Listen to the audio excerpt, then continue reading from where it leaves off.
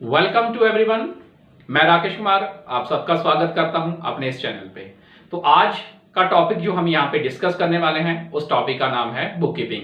देखिए दोस्तों, आज का जो टॉपिक है बड़ा ही ज्यादा इंटरेस्टिंग होने वाला है। तो आज मैं आपको बताऊंगा कि बुक कीपिंग क्या होती है एग्जैक्ट में। अभी तक आप लोगों ने बड़ी ज्यादा डेफिनेशंस पढ़ी होंगी, अकाउंटिंग क्या होती है, उसके फीचर्स क्या होते हैं, उसके इंपॉर्टेंस क्या होते हैं, उसके यूजर्स कौन से होते हैं। लेकिन आज हम बेसिक पढ़ेंगे कि बुक कीपिंग एग्जैक्ट में होती क्या है। तो बुक कीपिंग स्टार्ट करने से पहले मैं आपको एक छोटी सी कहानी सुनाता हूं। उस कहानी का जो मॉरल है आप लोगों ने मुझे एंड में बताना है, इस टॉपिक के एंड में। तो चलिए स्टार्ट करता हूं मैं आज का टॉपिक। उसके बाद हम यह करेंगे, डिस्कस करेंगे कि मीनिंग ऑफ अकाउंटिंग क्या होता है। तो उससे पहले क्या करेंगे, हम एक आपको छोटी सी कहानी सुनाने लगा हूं। उस कहानी को जरा ध्यान से सुनिएगा। होता क्या है कि एक मेरे जैसा या आप जैसा एक पढ़ा लिखा इंसान जब ग्रेजुएट हो जाता है तो अपने घर आ जाता है ग्रेजुएशन करने के बाद। तो अपने पापा से कहता है कि पापा मैंने अब ग्रेजुएशन कर लिया, अब मैं बिजनेस करना चाहता हूँ। उसके पापा ने कहा बड़ी अच्छी बात है, अगर आप बिजनेस करना चाहते हो तो बड़ी अच्छी बात है। तो आप क्या किस टाइप का बिजनेस करना चाहते हो? तो उसने कहा पापा जी हमारे पास तो एक हमारी शॉप है, क्यों ना हम शॉप में कोई बिजनेस ओपन कर लेते हैं। तो उसके पापा ने कहा ठीक है, बड़ी अच्छी बात है। तो उसके पापा ने उसको एक शॉप ओपन करके दे दी, जनरल स्टोर। जनरल स्टोर समझते हो ना आप लोग सारे। जनरल स्टोर वो स्टोर होता है यहां से हम क्या करते हैं, अपनी डे टू डे नीड्स को फुलफिल करने के लिए कोई भी सामान वगैरह, मिल्क हो गया हमारा, कुछ भी लगा लो आप, मिल्क लगा लो, दाल लगा लो, कुछ भी हम क्या करते हैं, बाय करते हैं उस चीज को। अब हुआ क्या कि जब उसकी दुकान खुल गई, बड़ा जी लोगों को बुलाया गया, मोहल्ले वालों की, जी मेरे बेटे ने दुकान खोली है, ये है वो है, आपको बताइए सब फॉर्मेलिटीज क्या होती हैं उसमें। तो आने के बाद जी स्टार्ट होगी दुकान। अब होता क्या है, अब जो लड़का था वो नया नया ग्रेजुएट होके आया था, तो आपको पता ही है फ्रेंड सर्कल तो बड़ा ज़्यादा होता है। अब मोहल्ले वाले भी आ गए, कुछ रिश्तेदार आ गए। तो क्या करने लगे, लोग उससे सामान लेना स्टार्ट कर दिया, लोगों ने खरीदना स्टार्ट कर दिया। कुछ लोगों ने खरीदा, कुछ लोगों ने उधार पे सामान खरीदा। कुछ फ्रेंड्स आ गए जी हम तेरी दुकान पे आए हैं तो क्या खिलाने वाला है, ये है। तो उसने क्या किया, अपनी कोल्ड ड्रिंक्स निकालनी, उसको फ्रेंड्स को पिलानी, खुद कुरकुरे खा लेने, बड़ी सारी चीज़ें जो क्या बिजनेस में होना स्टार्ट होगी। एट दी 6 महीने के बाद क्या देखते हैं कि जो हमारा जो बिजनेसमैन था, हम नाम रख लेते हैं उसका पप्पू। पप्पू जी की दुकान जो है खाली हो चुकी है। अब पप्पू जी जाते हैं अपने पापा के पास। तो पापा जी मुझे ना थोड़े से पैसे चाहिए। मैंने कहा क्या करने हैं आपने पैसे?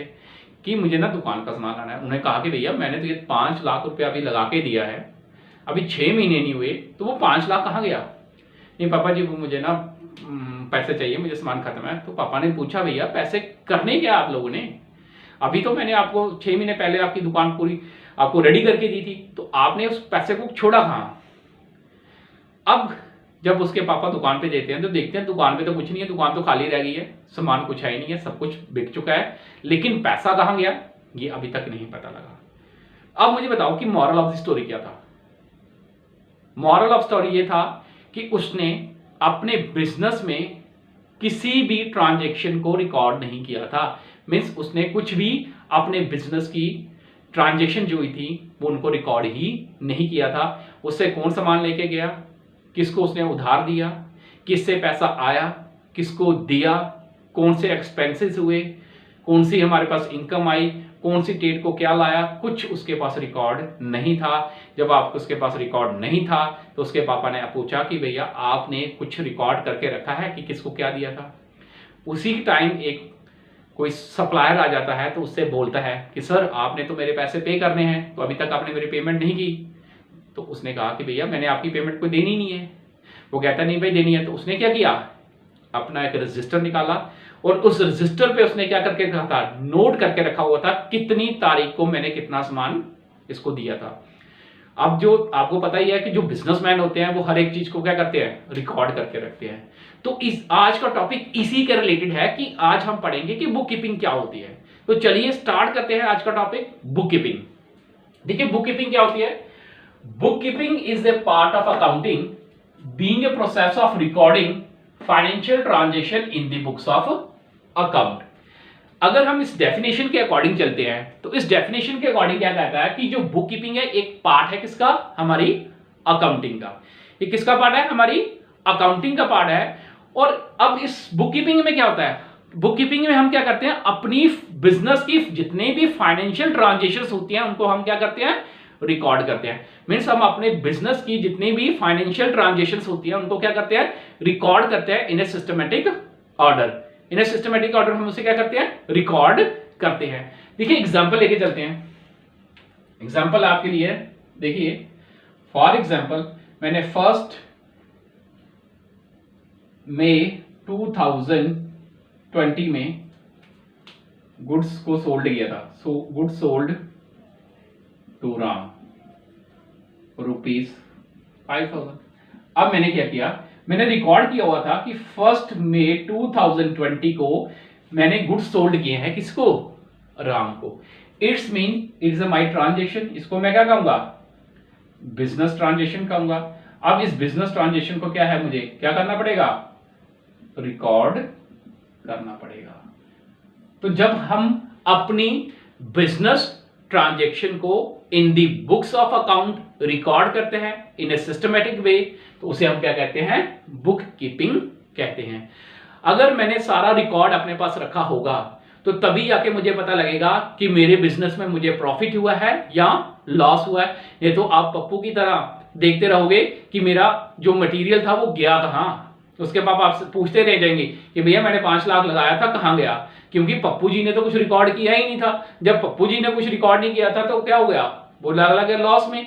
तो इसी तरह से अगर आप भी चाहते हो कि हम बिजनेस में क्या करें, ग्रो करें, तो इसके लिए आपको क्या करना पड़ेगा, हर एक चीज को बिजनेस में क्या करना पड़ता है, रिकॉर्ड करना पड़ता है। उस रिकॉर्डिंग को हम क्या कहते हैं, बुक कीपिंग। तो बुक कीपिंग क्या है, एक प्रोसेस है जिसके थ्रू हम बिजनेस की जितनी भी ट्रांजेक्शन्स होते हैं उनको रिकॉर्ड करते हैं, वेदर वो हमारी सेल हो, जहां हमने कुछ परचेज किया हो, जहां हमने कोई एक्सपेंस किया हो, उन सबको हमने क्या करना पड़ता है, रिकॉर्ड करके रखना पड़ता है। अब हम बात करते हैं कि steps involve in book keeping. अब कौन से स्टेप्स हैं जो हमें फॉलो करने पड़ते हैं जब हम कोई भी चीज को क्या करते हैं, बिजनेस में रिकॉर्ड करते हैं। तो कौन से स्टेप हमें फॉलो करने पड़ते हैं जब हमें कोई चीज रिकॉर्ड करनी हो। तो पहला स्टेप जो है हमारा है वो है identifying financial transaction and events. मैंने आपसे पहले भी बात की थी, फाइनेंशियल ट्रांजेक्शन आइडेंटिफाई, सबसे पहले मुझे आइडेंटिफाई करना है कि जो ट्रांजेक्शन मैं रिकॉर्ड करने जा रहा हूं बिजनेस में, क्या वो मेरे बिजनेस के रिलेटेड है या नहीं है। अगर तो वो मेरे बिजनेस के रिलेटेड है तो उस फाइनेंशियल ट्रांजेक्शन को मैं अपनी बुक्स ऑफ अकाउंट्स में क्या करूंगा, रिकॉर्ड करूंगा। तो नेक्स्ट अब क्या फॉलो करना पड़ता है, वो है measuring them in terms of money. तो अगर मैं कोई भी ट्रांजेक्शन बिजनेस में रिकॉर्ड कर रहा हूं तो हमें यह देखना है कि जिस चीज को मैं रिकॉर्ड करने जा रहा हूं क्या उसकी वैल्यू मैं मनी में कैलकुलेट कर सकता हूं या नहीं कर सकता हूं। मींस अगर हमें कोई भी बिजनेस में कोई भी ट्रांजेक्शन्स को रिकॉर्ड करना है तो उसकी जो वैल्यू है वो मनी में कैलकुलेट होनी चाहिए। देखिए एग्जांपल बताता हूं कि एक पर्सन बड़ा ज्यादा हॉनेस्ट है, आपको भी पता है कि हॉनेस्ट आदमी जो है हमारे बिजनेस को क्या करता है, ग्रो करता है। लेकिन बेटा आप उस की हॉनेस्टी को बुक्स ऑफ अकाउंट्स में रिकॉर्ड नहीं कर सकते हो। तो इसलिए कहा जाता है कि बिजनेस में अगर हम कोई भी ट्रांजेक्शन्स को रिकॉर्ड करना चाहते हैं तो it should be measure in terms of money, उसे हमने मनी की वैल्यू में कैलकुलेट करना ही पड़ेगा। थर्ड स्टेप जो हमें फॉलो करेंगे, recording the identified transaction in the books of account. Third step आपका जो है बड़ा इंपॉर्टेंट है। अब यहां पे आपने क्या करना है, अपनी बिजनेस की ट्रांजेक्शन्स को रिकॉर्ड करना है। रिकॉर्ड मींस अपने बुक में उसको क्या करना है, राइट करना है, रिटन वर्क होगा। अब यहाँ पे क्या होगा, रिटन वर्क होगा। आप हर एक चीज को क्या करोगे, रिकॉर्ड करोगे। तो अब रिकॉर्डिंग किसमें की जाती है, उस बुक का नाम है जर्नल।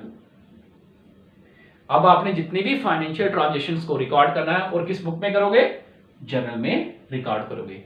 रिकॉर्डिंग करने के बाद जो फोर्थ स्टेप आप लोगों ने फॉलो करना है वो है classifying recorded transaction and events in different heads.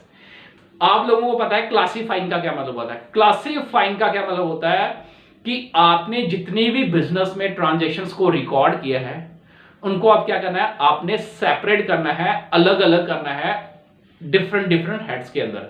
मैंने आपको उस दिन भी बताया था, फॉर एग्जांपल सेल्स की जितनी भी मेरी ट्रांजेक्शन्स होंगी, सेल्स की मेरी जितनी भी ट्रांजेक्शन होंगी वो मेरी किसके अंदर रिकॉर्ड होंगी, सेल्स अकाउंट के अंदर रिकॉर्ड होंगी। परचेज की जितनी भी मेरी ट्रांजेक्शन्स होंगी वो क्या होंगी, वो रिकॉर्ड होंगी किसके अंदर, परचेज अकाउंट के अंदर। अगर मेरी कोई भी एक्सपेंसेस होंगे तो मेरे एक्सपेंसेस अकाउंट के अंदर क्या होंगे, वो एक्सपेंसेस अकाउंट के अंदर क्या होंगे, रिकॉर्ड होंगे। तो इट्स मींस मुझे डिफरेंट हेड्स के अंदर उन डिफरेंट एंट्रीज को क्या कर देना है, पुट कर देना है, ताकि मुझे एंड में टोटलिंग करने में कोई भी प्रॉब्लम ना हो। और अगर मैं इंस्टेंटली कोई भी इंफॉर्मेशन देखना चाहता हूं तो मैं इजीली उसको क्या कर सकता हूं, फाइंड आउट कर सकता हूं। ये था मीनिंग ऑफ बुक कीपिंग। तो एक बार फिर से हम रिवाइज कर लेते हैं कि क्या होता है meaning of book keeping. Book keeping भी एक पार्ट है किसका, अकाउंटिंग का। बुक कीपिंग क्या है, पार्ट है किसका, अकाउंटिंग का।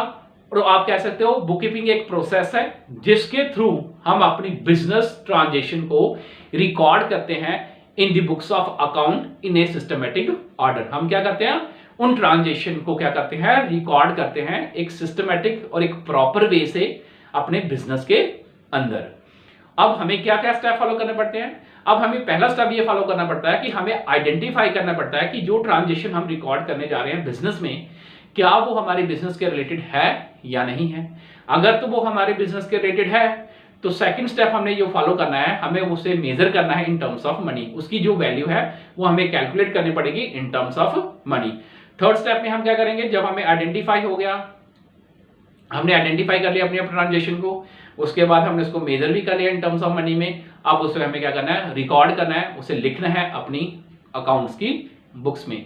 रिकॉर्ड करने के बाद जब आपने रिकॉर्ड कर लिया, फिर आपने क्या करना है, उन सब ट्रांजेक्शन को उनके डिफरेंट हेड्स के अंदर क्या कर देना है, ट्रांसफर कर देना है, ताकि इन केस ऑफ अगर हम कुछ भी इंफॉर्मेशन देखना चाहें तो हम उससे देख सकते हैं। ये था मीनिंग ऑफ बुक कीपिंग। बेटा जी, अगर आपको वीडियो अच्छा लगे तो शेयर लाइक जरूर कीजिएगा और अपने दोस्तों को भी शेयर कीजिएगा ताकि वो भी बेनिफिट ले सकें। जय हिंद, जय भारत।